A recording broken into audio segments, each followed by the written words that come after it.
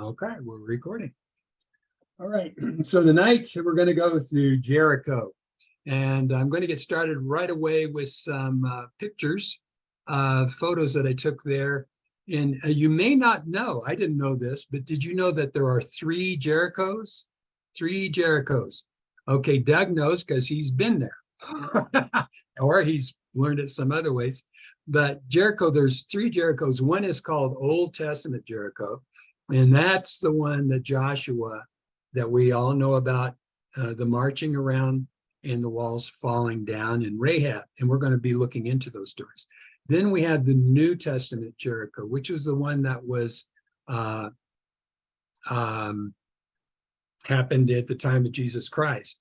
And that's the one that Herod built. Herod was very instrumental in building that. It actually became the summer capital for Israel because he didn't like cold weather, like a lot of people don't. And Jericho, it's rare if it ever gets below 50 degrees in the wintertime there. So he built another palace. I think he had about 4 of them. And we know Herod was a bad person. He did a lot of bad things, murdered and all that stuff. But he was really, from what I've learned, a magnificent architect.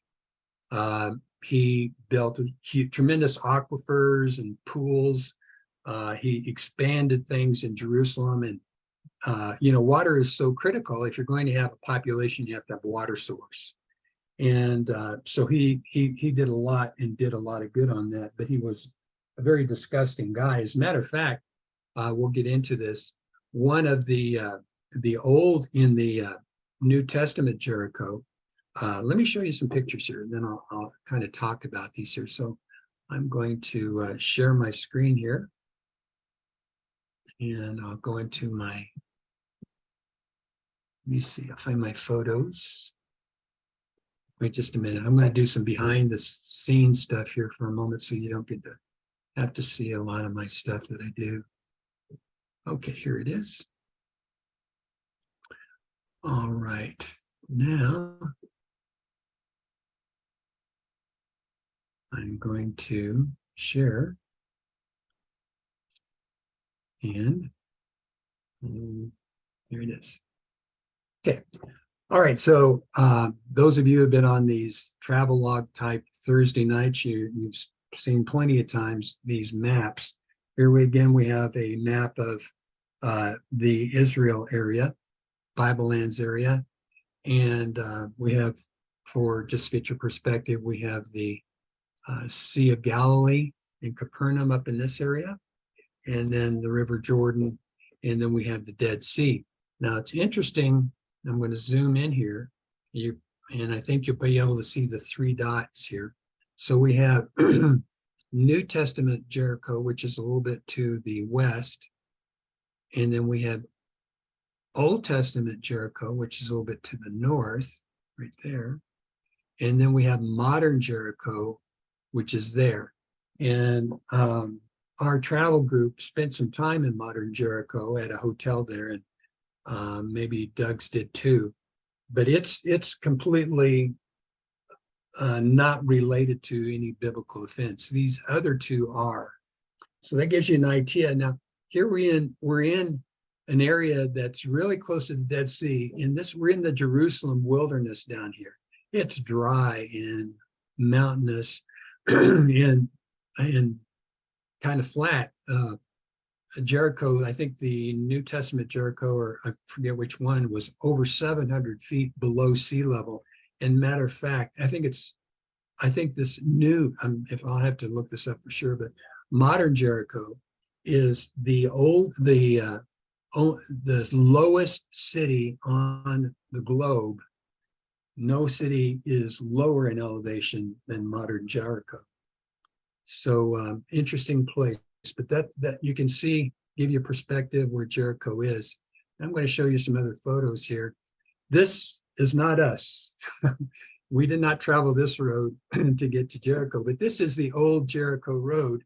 And you can see a couple guys here, or people on their donkeys walking on this road, but this gives you an idea of the terrain. It's dry, very dry, and not a ton of vegetation. Now, every now and then, like on our trip, and you've heard me talk about this before, it seems like any given place in the middle of nowhere, you've got a guy making orange juice. And here again, we stopped and pulled over and looked at this place, and the guy's making orange juice. And then you probably see this photo before. This is me on a camel, and that was a lot of fun. But we're in the wilderness of Jericho, on our way to Jericho, and this is what it looked like. This is called the Wadi. It's called the Wadi Kelt, K-E-L-T. And Wadi means, it's Arabic for a dry riverbed. And, dry riverbeds are sometimes dry and sometimes are not, depending on the amount of moisture at the given time. But I want you to take a close look at something. Look in this area, see if you can focus in this area right here. I'm going to zoom in and look what somebody built there. Can you believe that? The somebodies were the Greek Orthodox Church. This is a monastery. And talk about remote. That is a remote monastery, and it's still in operation today. And I want to bring your attention to, down at the bottom of the wadi here, you'll see palm trees. And you'll see lots of palms in Jericho. When we had our hotel, we actually walked across the street, and there was a produce market. And the Muslim people are very hospitable. As soon as you walk in, they hand you a banana, or they give you a date. They're very, very gracious that way. And here's a close-up picture of that monastery again. It's quite an operation. It must be difficult to get food and stuff to these people, but that's where they have a monastery. Very interesting. While we were there, we also saw some native sheep herders, and oddly enough, they dress in black. They're by themselves, and they run up and down these mountains. And the sheep and the goats go down here, and the goats are black, and the sheep are, of course, light colored, kind of white. And you'll just see them running around the mountains of the Judean wilderness. Really a unique lifestyle. Just another picture of the wadi with some of our people in it. Here you can see the stream that's at the bottom.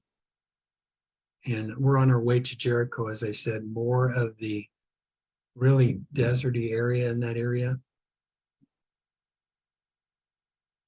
So now we're going to get into Old Jericho. In some of the excavations, this happens to be an old excavation of Old Testament Jericho that was done, and they did some rework on it. But this was a tower around Jericho, and this was excavated in the 1920s, and then it was further excavated in the 1950s, and there are some remains. There's quite a few remains. But as you know, Jericho was destroyed. Here's another picture of that same area where they've done some excavations. And the people who've done the excavations have been able to validate what the Bible has said, because they have found rubble, and then they have found an ash layer, because as we're going to read here in a minute in Joshua, that the place was burned as well. So that's, let me see, is that, yeah. No, this is modern day Jericho. This hasn't, in biblical records aren't here. We actually had lunch right over here. You can't see us, but we're in the second story. But it's really kind of sad. It is, it's like a third world country. I'll give you some zoom up. The stores are what they are, what you see. As a matter of fact, this is how they heat their water. You see this tank here? This is what they do is they pump water up into this tank, and then the sun is so warm there, it actually heats the water. And that's their hot water supply for the evening. And I've got another picture here. I'll show you. You can just see, this is like downtown Jericho now. But, people just pop up some chairs, and there's a lot of smoking of cigarettes, and you can get an idea of how the inhabitants live. And that's not uncommon in Palestine, because Palestine is more of a third world country than Israel is. Israel is more industrialized and more prosperous. A lot of people in Palestine go to Israel to work and make money, but they are harassed quite a bit. So I'm going to show this a little bit later. This doesn't apply right now. Okay. All right, so I am going to stop sharing for just a moment. And I want you, if you would, take your Bibles, and I'm also going to put this up on the screen here, and turn to Joshua chapter 2. So let me pull this down. Oh, here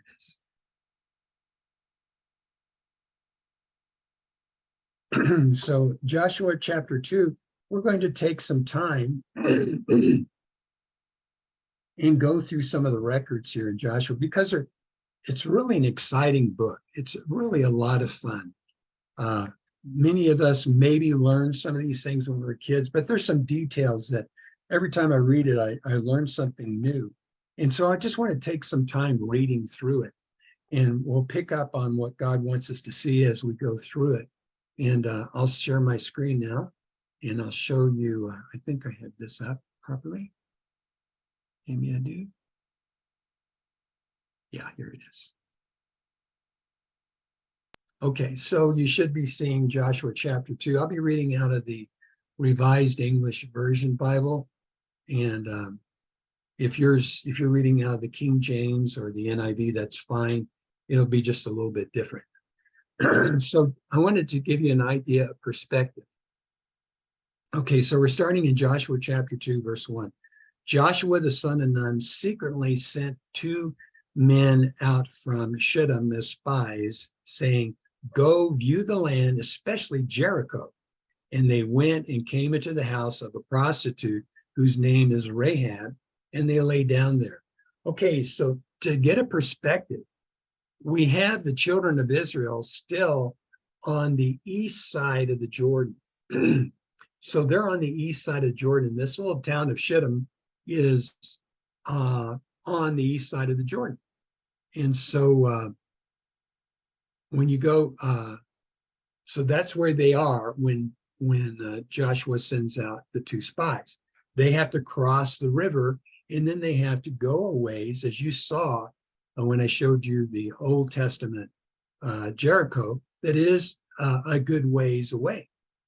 And they had to go in there, and they did. And then they came to this prostitute whose name was Rahab, and they lay down there. And the king of Jericho was told, "Behold, men of the children of Israel came here tonight to search out the land." So the king of Jericho sent to Ahab, saying, "Bring out the men who have come to you, who have entered into your house, for they have come to search out all of the land." But the woman had taken the 2 men and hid them. Then she said, "Yes, the men came to me, but I did not know where they came from. And it came to pass when the city gate was about to be shut, when it was dark, that the men went out. Where the men went out, I do not know. Where the men went, I don't know. Pursue them quickly, for you will catch up with them." Well, what was she doing? Well, she was lying. That's not the truth. She's telling a lie about these things to protect these people. You know, oftentimes I've had or not often, but a few years ago, I was thinking about the difference between wisdom and prudence. And the idea, the way it was explained to me, and this may be true, I don't know for sure, but prudence is like you take wisdom and you take it a step further. And there are some times when you have to be wise in certain situations, even though it seems to be a little bit unconventional, or maybe it may be a lie.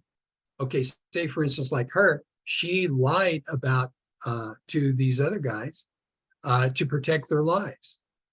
And so she lied about where they were, and what it ended up doing was saving their lives. So I interpret this as prudence. And as we see, she's going to be rewarded for this. So anyhow, so she hid them with the flax, and she told her pursuers to go outside and maybe they can catch them somewhere. But she, in verse, the next verse here, 6, but she had brought them up to the roof and had hidden them in the stalks of flax that she had spread on the roof. So we think she probably had something to do with fabric making, because flax were used a lot for that. The men pursued them on the road to the Jordan. So they headed out toward the Jordan, to the fords. At least that's where they thought, because they knew Israel was on the other side of the Jordan. And as soon as those who pursued them had gone out, they shut the gate. And then as for the spies, before they had laid down, she came up to them on the roof, and she said to the men, she's talking to the two spies now that she's hiding. I know that Yahweh has given you the land, and that the fear of you has fallen on us, and that all the inhabitants of the land melt away before you. For we have heard how Yahweh dried up the water of the Red Sea before you, when you came out of Egypt, and what you did to the kings of the Amorites who were beyond the Jordan, to Sihon and to Og. Those are the two kings there. Og was Nephilim. I think Sihon was too, I'm not sure. Whom you devoted to destruction. And as soon as we had heard it, our hearts melted, and there did not rise up any more spirit in any man because of you. For Yahweh your God, he is God in heaven above and on earth beneath. So they had heard the rumors, the rumors had gone around apparently, about what God had done when he was bringing the children of Israel out of Egypt, how he parted the sea, and some of these huge signs that he did. And they knew these people, were powerful people because of Yahweh was protecting them, what they did. And so when she said, now please swear to me by Yahweh, since I have acted faithfully to you, that you also will act faithfully toward my father's house and give me a reliable sign, and that you will keep alive my father, my mother, my brothers, my sisters, and all that they have, and will deliver our lives from death. The men said to her, our lives for your lives. If you do not tell this business of ours, and when Yahweh gives us the land, we will deal faithfully and reliably with you. And this is important to God, and this is important to us, that when we say we're going to do something, that we keep our words. God keeps his word. So when these men made a commitment to Rahab, then they were going to fulfill it. And that's the same way with us. And I think there's a place in Proverbs, I believe it is, where it's better that you not make a vow than to make a vow and not keep it. So this is a good example and lesson to us. And we're going to see how God and Joshua actually honored this particular commitment. And she said to them, go to the hill country, lest the pursuers encounter you, and hide yourself there 3 days until the pursuers have returned. Afterwards, go on your way. So she gave them advice on how to not get caught, and they followed it. And the men said to her, we will be guiltless from this oath of yours that you have made us swear. Behold, we are coming into the land. Tie this cord of scarlet thread in the window through which you let us down. You are to gather to yourself into your house your father and your mother and your brothers and all your father's household. And it will come to pass that whosoever goes out of the doors of your house outside, his blood will be on his head, and we will be guiltless. Whoever is with you in the house, his blood will be on our head if any hand is on you. So stay inside the house, and we're going to take care of it. If you tell this business of ours, then we will be guiltless of your oath, and that you made us swear this day. So if you don't do what you said you're going to do, and you tell, then the deal's off. So they went and came to the hill country, these two men, and they stayed there for 3 days until the pursuers had returned. The pursuers sought them all along the road, but did not find them. This is the road to the Jordan. Then the two men returned, came down from the hill country, crossed over the Jordan, and came to Joshua, the son of Nun, and told him all that had happened. And they said to Joshua, truly, Yahweh has given into our hands all the land, and also all the inhabitants of the land melt away before us. So that's the chapter 2. Now I'm going to go into chapter 3. And then we're going to see what takes place as we're moving into, we're getting into, let me see if I can see you guys now and then. I'm going to stop sharing for a moment. Yeah, so I like to see you every now and then, make sure all the connections are good. You're all there. That's great to see you. Oh, yeah, yeah. Jim's sleeping over there, but that's okay. It's okay. I'm going to go back. All right. So now we're going to go into, let me get back to my screen share. Yes. And all right. Now, and Joshua rose up early in the morning, just like Jim said he did, like 4:30 or something. And they moved from Shittim, which is again on the far east side of the Jordan, and came to the Jordan. So he had all the children of Israel, and they camped there before they crossed the Jordan. So here you can just picture it, and the children of Israel, this is a massive group. I mean, we're talking, their estimates over 1 million people, not sure exactly, but it was no small crowd. And it came to pass after 3 days, the officers went through the midst of the camp, and they commanded the people, saying, when you see the ark of the covenant of Yahweh, your God, and the priests, the Levites carrying it, then you are to set out from your place and follow it. So he's telling them how what they're going to do. Yet there is to be a space between you and it. You and it what? Well, the it part is the ark of the covenant. So there should be a space between you and it about 2,000 cubits. That's about 3,000 feet. And if you know that a mile is over 5,000, we're talking about, over a half a mile. So don't come near it. So that he's doing this so you will know the way by which you must go, for you have not passed this way before. So this is how you're going to tell where to go. This is a huge group of people. Follow the ark, but don't get close. Stay 200 cubits behind it. And Joshua said to the people, make yourselves holy, for tomorrow Yahweh will do wonders among you. Now, he has already done wonders among them. They were there at the parting of the Red Sea. They saw the cloud. They saw the Egyptian army be drowned in that water. They saw the manna, and they are still eating manna. This is like, we're talking 40 years now. We're wrapping it up, the end of the 40-year wanderings in the Old Testament. And so they've been eating manna all this time for 40 years, and they still are eating it. And so they've seen all these wonderful wonders. And Joshua said to the priests, saying, take up the ark of the covenant and cross over before the people. So they took up the ark of the covenant and went before the people.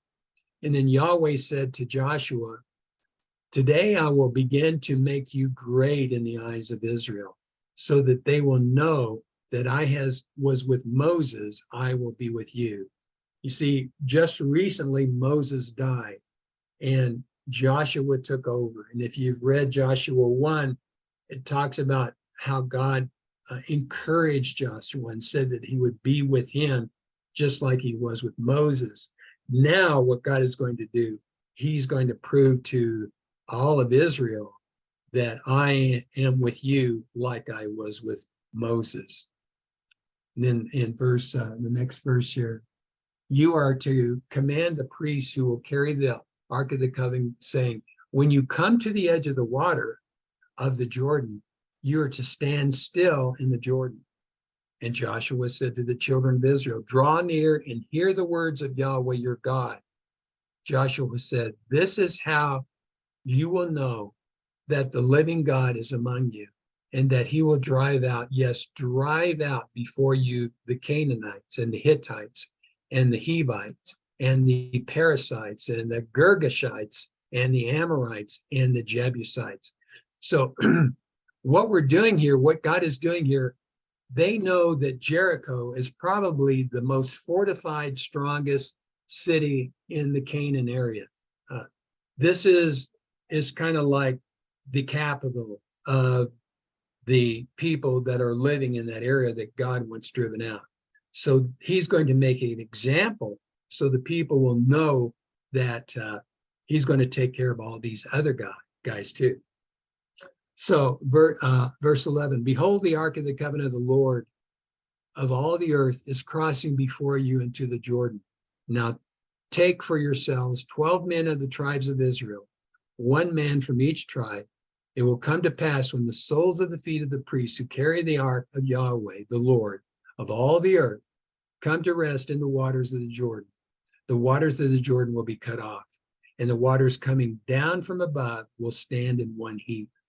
You know, this is kind of interesting here because I have found in my experiences that people often, they remember Moses and how the Red Sea was crossed, but they don't remember that the Jordan was stopped. Now, we're going to find out that Jordan was in flood stage. You know, you probably saw me being baptized in the Jordan and pictures of the River Jordan. It seemed pretty tame, especially now in modern times. So much of the water is pulled out for irrigation upstream. But they actually had, it was a very large flood stage. And I've seen photos taken way back that it's like a half a mile, I don't know, it's a huge difference wide, a distance wide. When it's in flood stage, it is big. And I think I've mentioned in previous meetings that most people didn't know how to swim back then. The Roman soldiers were taught how to swim to give them an advantage against the enemy, but the common person didn't know to swim. So water was a big deal and it was dangerous. And so it will come to pass when the soles of the feet carry the ark, these waters will be cut off. So let's see, we're in the next verse. It came to pass, I'm right here, if you're looking at your screen. It came to pass when the people moved from their encampment to cross over to the Jordan, the priests who carried the Ark of the Covenant were before the people. And when those who carried the ark had come to the Jordan, and the feet of the priests, those carrying the ark, dipped in the edge of the water, for the Jordan overflows all this bank throughout this time of harvest. The waters coming down from above stood and rose up in a heap a great way off at Adam, the city that is beside Zarethim, and those that went down toward the sea, toward Arabeth, which is the salt, you know, the Dead Sea. These are just different names for it, were completely cut off. So all the way up from Adam, all the way down to the Dead Sea, the river was gone.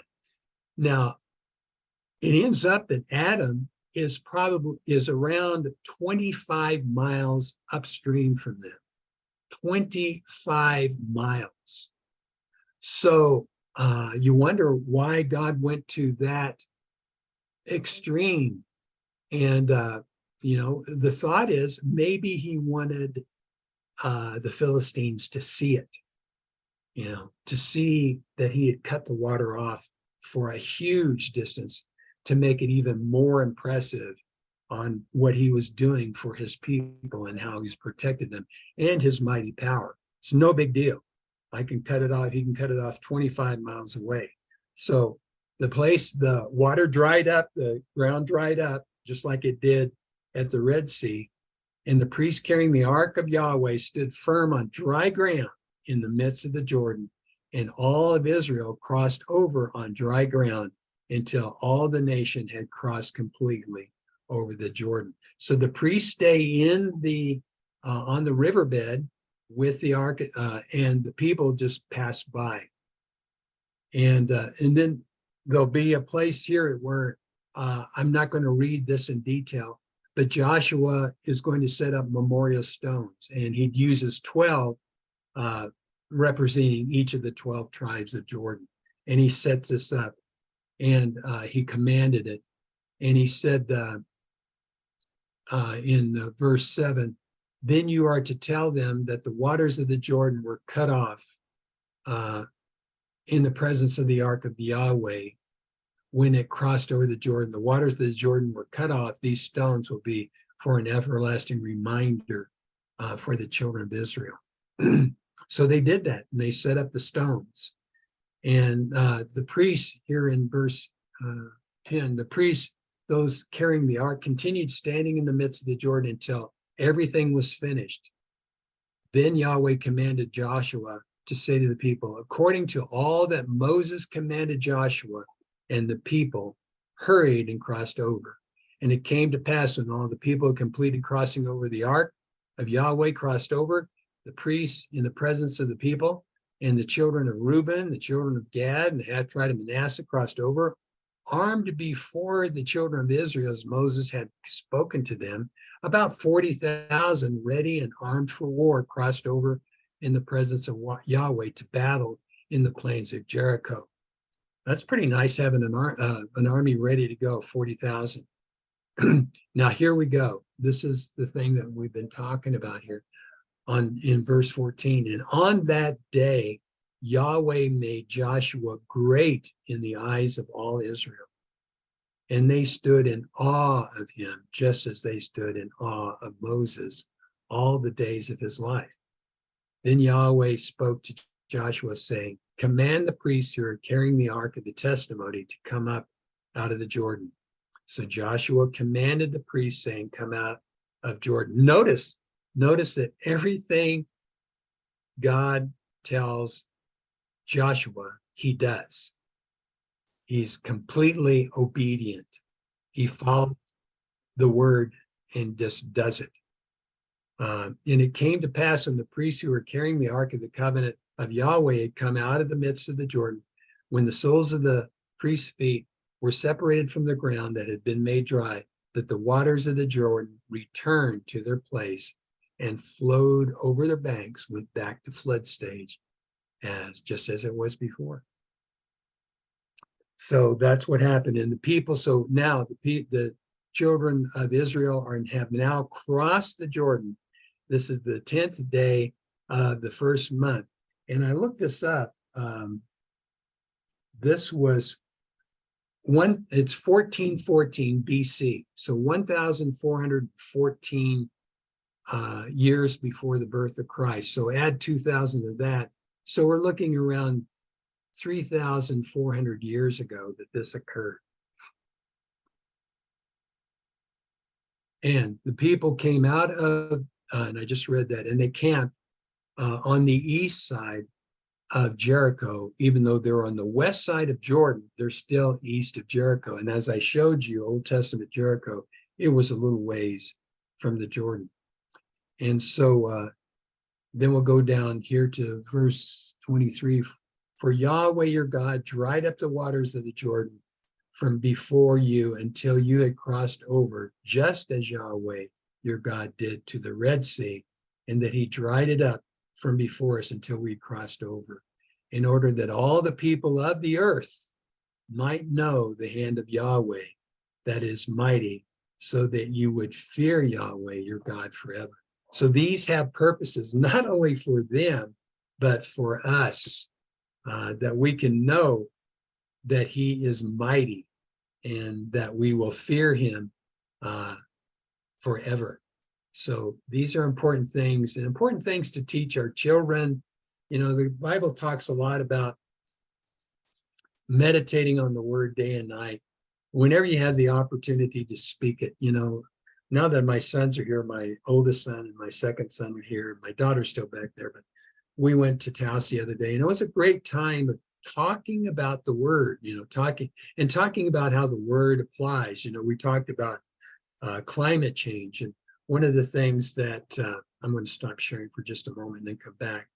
One of the things that we talked about, you know, my son is very big in meteorology, and there's, you know, we talk about climate change, and I'm sure you all have opinions about it, and mine may differ from you, or it may be the same. I don't know. I'm not trying to get on the soapbox here, but one of the things it talks about in the Bible is, and I brought this up with the sons, that God promises us that, and he made these promises in Deuteronomy, that if you obey God, that there's going to be plenty of water, there's going to be plenty of rain, the cattle will produce well, the land will produce well.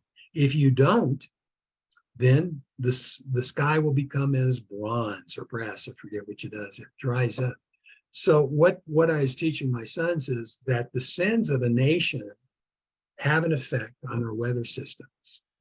There are things that do occur other than just carbon emissions, So, something to think about. You may agree with that, and you may think there's other reasons. And as we went through the process of it, there are lots of reasons. There's sunspots, and since there's more concrete, there's more reflection, there's more blacktop. There's a lot of things that cause climate change. And back in the 70s, they were worried about a new ice age coming.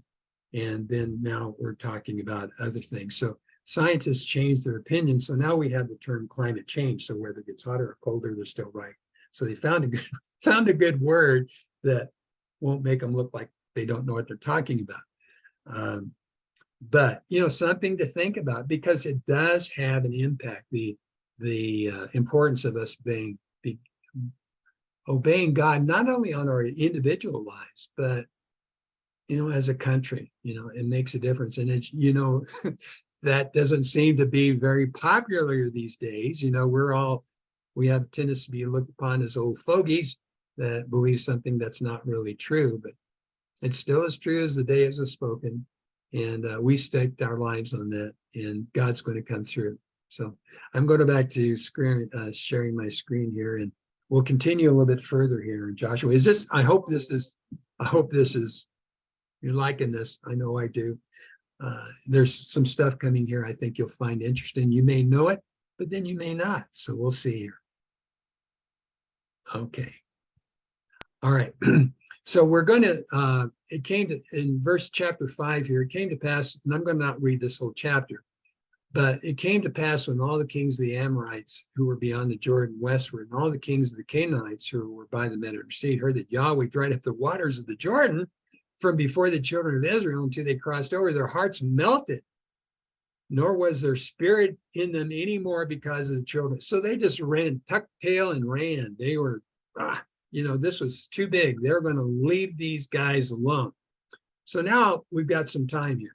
And so one thing that had been overlooked during this time, if you recall, the 40 years of wandering were caused by when Moses sent out spies into the promised land.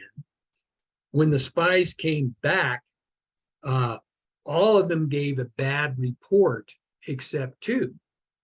And you Bible fans will know the 2 that gave the good report, and that was Joshua and Caleb. And the others said, this country devours people. They eat themselves. They're monsters. And they're Nephilim. And so they gave an evil report, and they took it through the children of Israel, and they all went along with it. And so the only 2 that said, hey, we can handle this were those 2 guys. And so God said, okay, you don't want to go into the promised land, you don't have to go in. So 40 years of the wilderness it took for all these people to die off. And so all these people that were disobedient, didn't trust God, didn't want to believe, he waited until they died. So 40 years, what should have taken a few months or even a few weeks to get there, took 40 years. But he took care of them the whole time, fed them with manna and all that stuff. But one thing that hadn't occurred was the covenant of circumcision. So now they're going to take time to go through Israel and make sure that that particular covenant agreement and the sign of circumcision was carried out, because they had a lot of new people born and all the older people have died. And now you've got this new generation that this needs to be dealt with. And so it came to, and then we'll go down here. It says, came to pass when they were finished circumcising all the nation, that they stayed in their place in the camp until they were living again. And that's a kind of a unique phrase. It deals with healing up from the surgery, as well as living again now that they were blessed by God and they were in good standing within the covenant again. Then Yahweh said to Joshua, today I have rolled away the reproach of Egypt from off you. Therefore, the name of that place was called Gilgal to this day. So interesting. Now we have the first Passover is going to take place in the end of the manna. And the children of Israel encamped at Gilgal, and they kept the Passover on the 14th day of the month at even in the plains of Jericho. And we all know about the 14th of Nisan, where that was carried all the way through until the time of Christ, and the Passover was still observed. And we know that that was done between the evenings on the 14th when the Passover lamb was killed. And that is the same time that we believe that Jesus Christ died, was the same time the priests were killing the Passover lamb on the 14th of Nisan. He died on the cross on the Mount of Olives in view of the temple. So they observed the Passover then, and they ate from the, here's another one that's very interesting, and they ate from the produce of the land on the day after the Passover, on this very day, unleavened bread and roasted grain. So now they're starting to eat regular food. And the manna ceased on that day after they ate the produce of the land. And there was no more manna for the children of Israel, but they ate of the yield of the land of Canaan. What they did is, these guys were gone. They fled, they were scared. They left their cows, they left their vineyards, they left their date palms or trees. They left all this stuff. And so the children of Israel just came in. It was all done for them.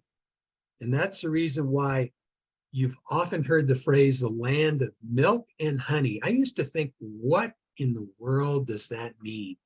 The land of milk and honey. And it's an interesting phrase. And then it was explained to me that it's a land of milk and honey is easy food.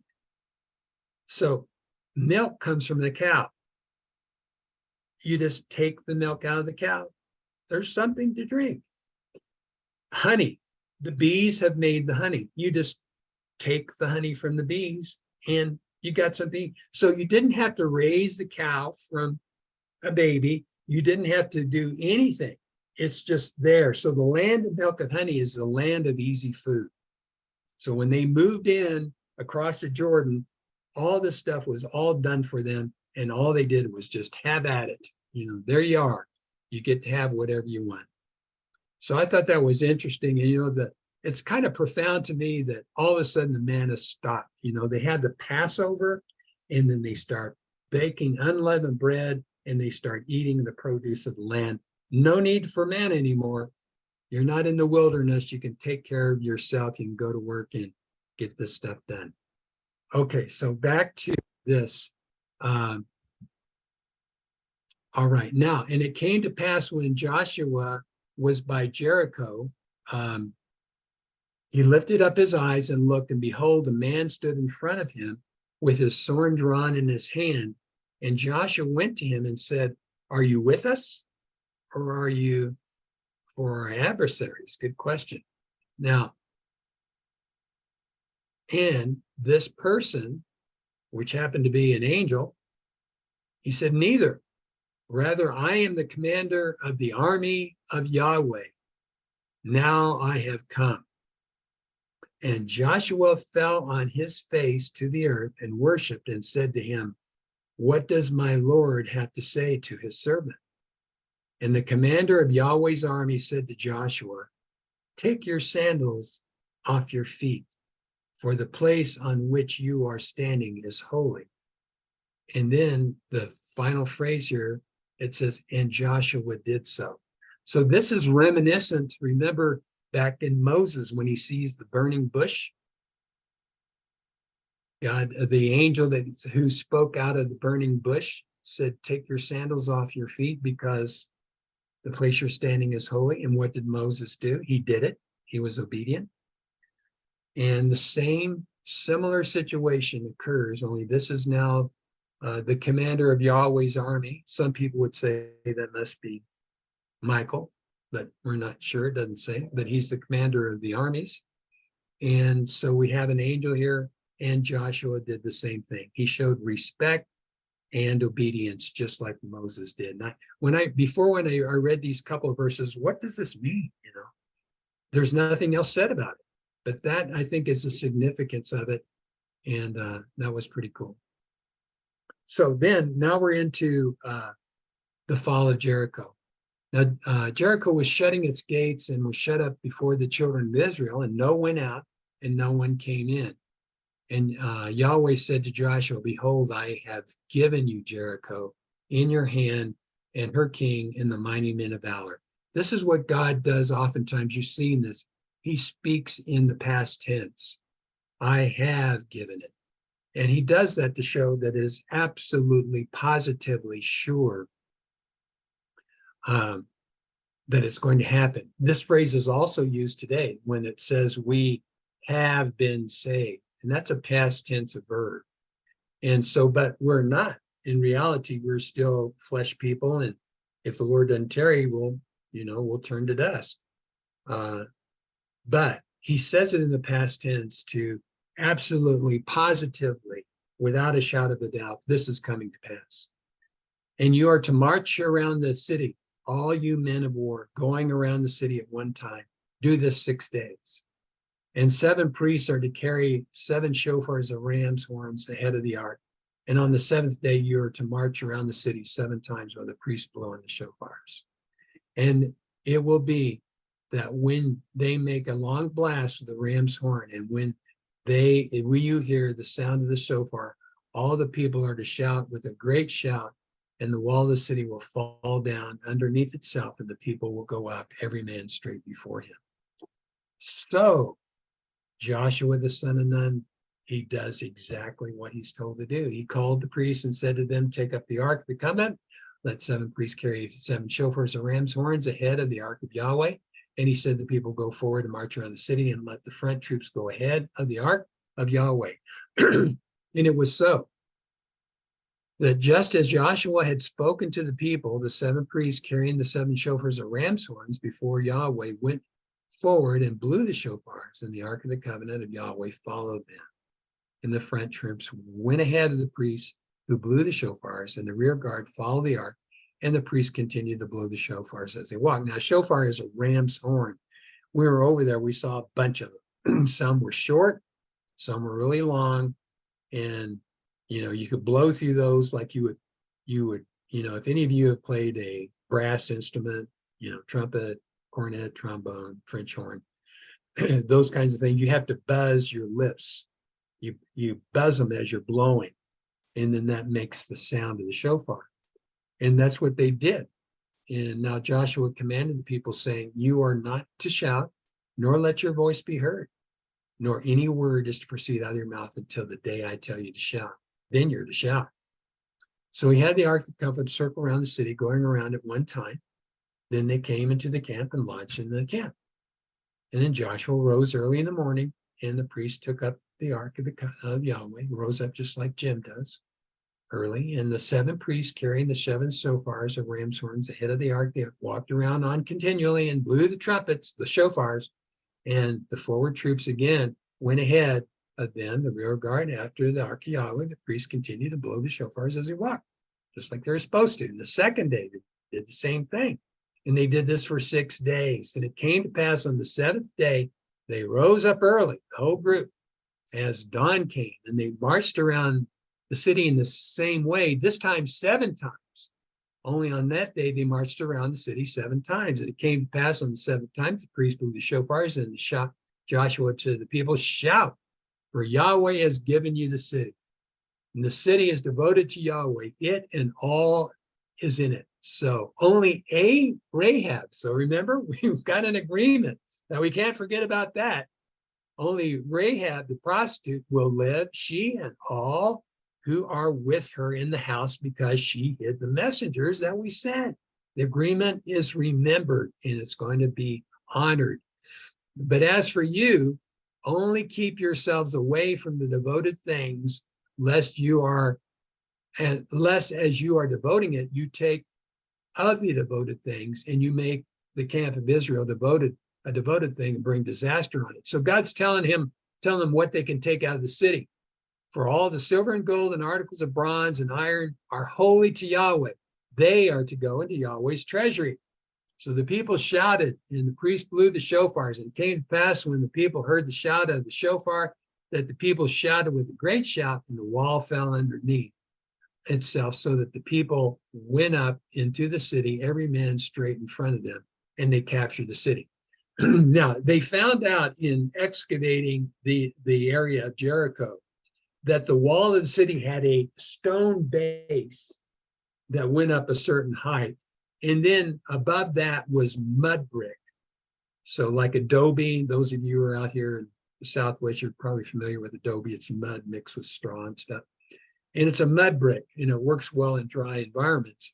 So what had happened is the mud brick fell off, and then so it fell off, and then you have the stone remaining. So it actually kind of makes a ramp. So the walls fall toward the outside, and then that's why I can say that they go every man straight in front of him, and they capture the city. So they just walked up this ramp, and they devoted to Yahweh all that was in the city, both man and woman, both young and old, ox and sheep and donkey, with the mouth of the sword. So there was quite a slaughter there. But Joshua said to the two men who had spied out of the land. So these two guys, they're remembering what they committed to Rahab, and Rahab had saved these two people on her rooftop, hiding them under the flax. And they had made an agreement that if she didn't tell what the business was to the king or others, that they would make good on this promise. So and she didn't. So go into the prostitute's house and bring out from there the woman and all that she has, as you swore to her. So the young men, the spies, went in and brought out Rahab and her father and her mother and her brothers and all that she had. They also brought out all of her relatives, and they settled them outside the camp of Israel.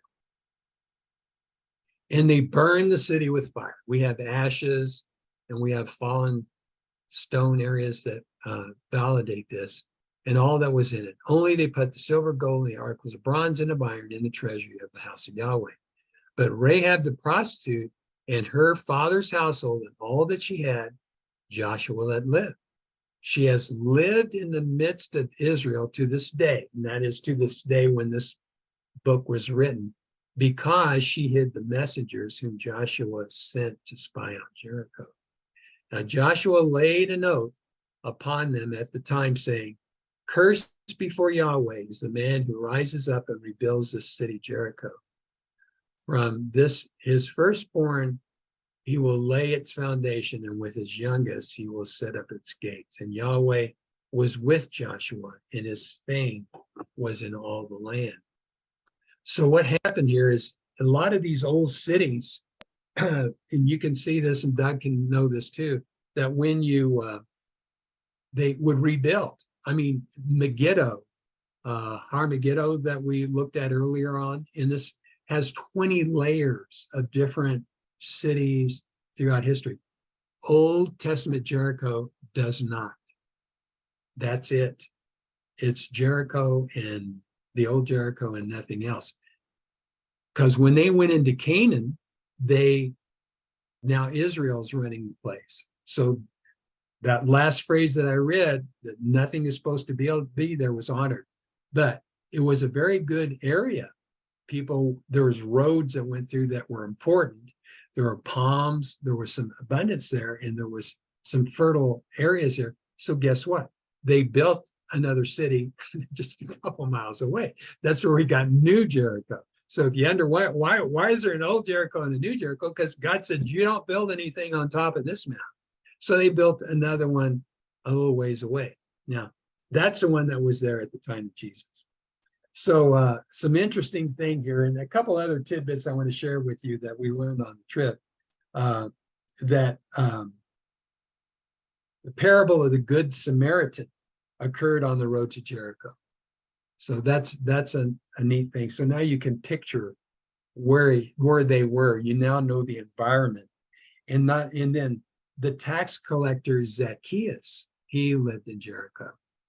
And Zacchaeus was a wee little man, went in the sycamore tree, because he wanted to see the Lord. And he says, I'm going to go over to, the song. And he says, we're going to have a dinner at your house today. And Zacchaeus was probably a very wealthy man, because we've learned from other writings that a lot of balsam was grown in this area because of the water from the wadi that I talked about, but also from Elisha's spring. And so we have Zacchaeus there. So There's one other short segment I want to share with you because I think it's important with this whole picture, and that is um, that in this whole area, one of the reasons why the Jerichos can prosper, the three Jerichos, Old Testament, New Testament, and modern, was because there was water. And I'm going to I just want to read a few verses out of I think it's Second Kings. If you'll turn to Second Kings, we're going to wrap this up in Second Kings. And I have just a brief. Well, I think I'll show you that. So in Second Kings chapter 2, oops, I closed my book here. Second Kings chapter 2, verse 19. So let me get to that. Hang on just a second here. And Kings chapter 2.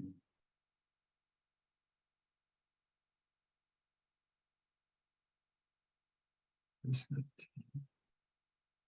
19. Okay. And so I'm going to share my screen now.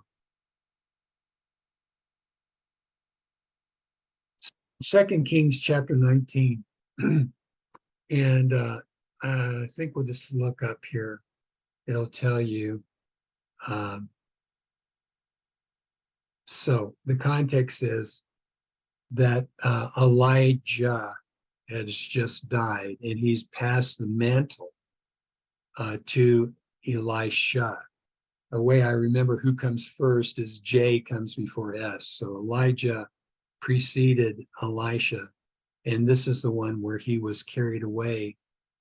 God moved him in another place so Elisha could become the prophet and not have to deal with people going to Elijah, even though the responsibilities have been changed to Elisha. So anyhow, they wanted to go find Elijah, and he said no, not to do it, but they begged him, and so finally he let him go. And so the 50 men went out, searched for 3 days, but didn't find him. And they came back to him while he stayed in Jericho.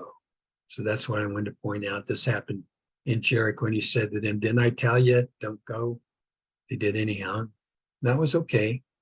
They didn't find him because God had transported him away so they couldn't find him. So he finished the rest of his life in some other area where they would not find him. So this is the famous spring here. The men of the city said to Elisha, behold, please, the site of the city is good, as my Lord can see, but the water's bad and the land isn't fruitful because of it. And he said, bring me a new small bowl and put some salt in it. So they did it. And he went out to the spring and he threw salt into it. And this is what Yahweh says, I have healed these waters. There are not any more death or fruitfulness from there. So the waters were healed to this day than when this book was written, according to the word of Elisha that he spoke. Well, not only are they true to this day, but they are true to this day, because this is the pool that's here just outside of Jericho that Elisha healed. It produces over 1,000 gallons of water every minute. It's a huge rushing stream that just flows, and they have protected it with the Palestinians. We had to get special permission to get in to view it, because this is such an important thing to modern Jericho and the surrounding cities, because this is the water. It's kind of like an oasis. And this tremendous stream allows them to have water for drinking, bathing, for irrigation of crops. It has made it. And so Elisha, when we looked at that stream on the trip, we thought about how Elisha healed the waters by doing what God told him to do. It wasn't the salt, you can't just take salt and throw it in a poisonous pool. This is by revelation. And he would have put the salt in the water. It was an act. And then God healed the waters and they were good from then on out.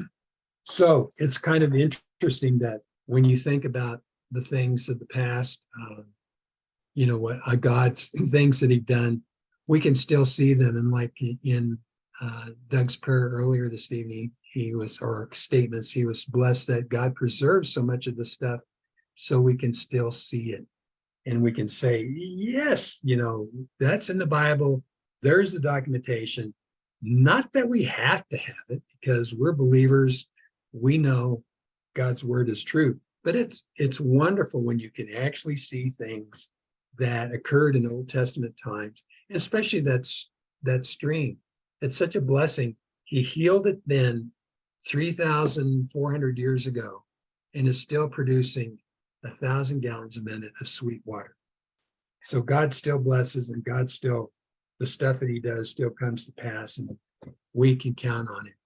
So thank you for your attention this evening. It's been a pleasure for me to share these things and relive them with you, and hope that you are able to glean some stuff and help your trust and understanding. So I'm going to I'm going to stop sharing. I'm going to stop the recording. Once again, I got to find my button. There it is. Okay, I've stopped.